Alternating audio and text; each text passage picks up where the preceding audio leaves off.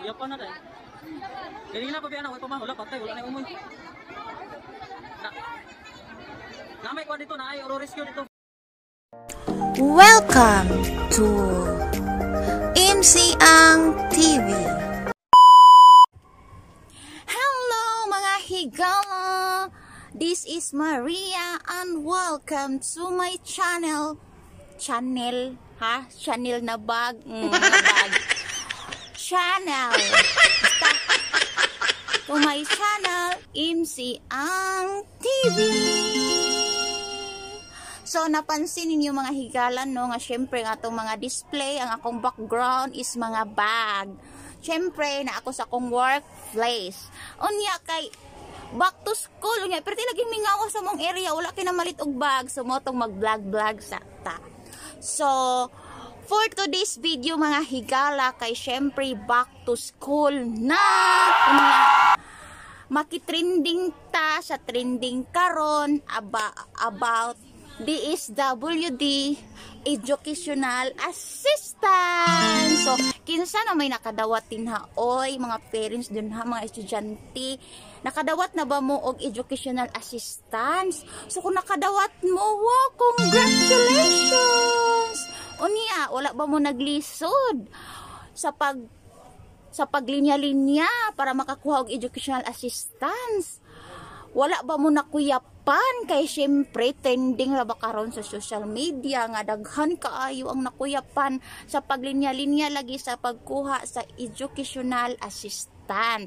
Og syempre diri aman ko sa Region 10 Cagayan de Oro og na ako'y nabalitaan og na ako'y nakita nga syempre tinuod jud daghan kaayong mga estudyante, mga ginikanan nga nakuyapan. Kay lagi taas kayong linya unya atong syempre last Saturday, August 2022 kay mao ang first day sa payout sa Educational Assistant. Og syempre ang mga estudyante, mga ginikanan nga kursunada pud kaayo og atat pud kaayo nga makakuha ana nga Educational Assistant kay lagi ting palit og mga school supplies, kanang requirements sa mga bata kay syempre back to school na lagi. So mao ginaning kamot sila og linya unya August 19 pa sa gabi nag-adto na sila sa DSWD para mag-start na og linya kay para mas nindot pud baya tong makauna kay ma-priority man ang number. Unya kay ang uban wala pay kaon nabuntagan na pagka August 20 nabuntagan na wa pay kaon. So kinsa bay dili makuyapan in taon ana unya init pud baya kayo nya taas kay linya dikit pagid kay sa tanan mura og walay COVID no nga dili pa ba in taon ta COVID free diri sa Pilipinas. So mao lagi ang umpan gaantos pud in taon maskin gani ako gusto gid pud unta ko nga mo adto unya kay daw bi kung maglinya-linya ko didto unya dili day pud ko qualified. Kay dili pud baya tanan naglinya dito qualified no kay ang uban nangurso pa in taon nga madawat pa sila. So mao lagi na nga daghan kayo nakuyapan. So para mo tuogid mo nga nay nakuyapan so na ako'y video nga ipakita sa inyo ha. So kani siya. Ano? Uy, kaluoy. So luoy pud kayo no, estudyante gid ni siya. Nga naningkamot pud nga makadawat og educational assistant kay lagi ipangpalit og school supply.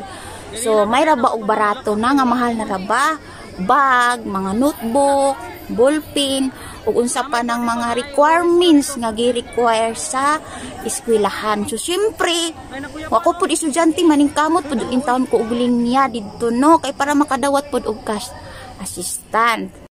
So mao in taon to no nga estudyante nga nakuyapan kay basin sayo kay to sa naglinya nya wala siya pamahaw. Kung alangan man pod kung kinsa ba oroy dili makuyapan nga grabe man pod kaayo kapiot ang tao, grabe ka crowded no in taon dili pa ta COVID free. So mao ni in taon sila no nga nagpiot ang mga tao, mga picture.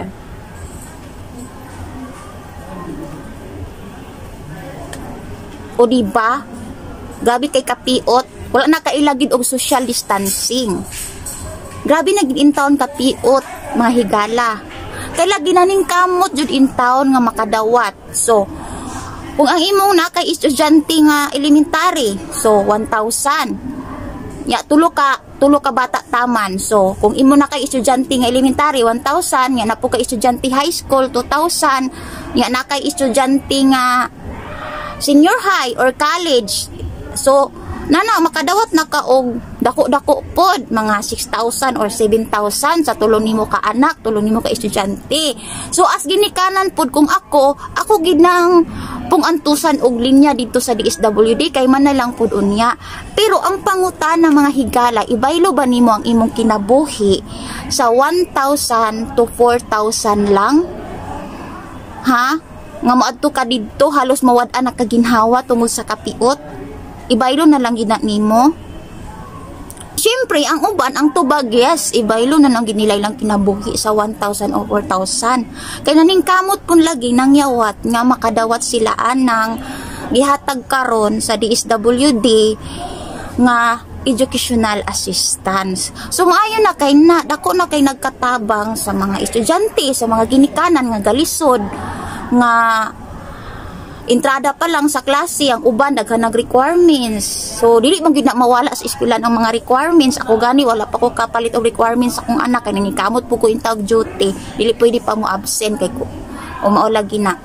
So mao na mga higala nga hinaot unta no nga ang katong nag-antos og linya sa DSWD bisan asa nga region nga makadawat intawon sila sa angay nila madawatan ug katong naglinya pud tanan ma-qualified pud sila tanan para walay mahay o kay nindot mong gid nang patas para walay mahay kay para iwas pud reklamo kay kita ra bang mga Pinoy hay number 1 kay kareklamador mao gid nay tinuod. So mao na mga higala nga unta nga katong naglinya nga nagantos sa init halos makuyapan na tungod sa kauhaw walay tubig dala hinaot nga sa sunod nilang balik sa sunod payout karong next Saturday makadawat na sila kay ikalipay man pud baya sa katawhan nga ang ilang pagpila-pila dito is worth it. So, mauna na siya mga higala for today's video. Mauna ang chika ni Maria. Thank you for watching. Bye!